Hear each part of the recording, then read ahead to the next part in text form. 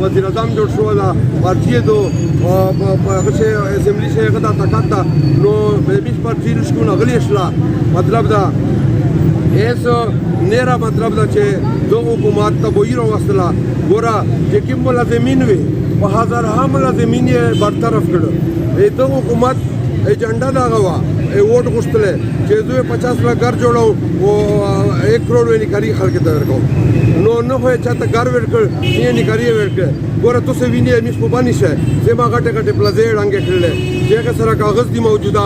هر شای دی ټیکسي نه برکای ری برکای دا ظلم یو وخت کړل دا نو دا ناکام حکومت تا او مطلب د خلک کې نه خلاص کړ په کراچي شه په لاهور شه پنډي شه خلک نه کړی نه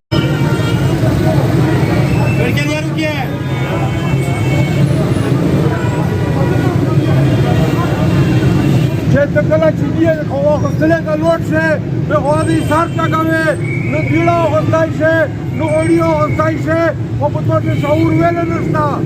خپل بچونه واستلو په بدلونه یې په پېښور نه پاسه په بتینا شي خرڅوي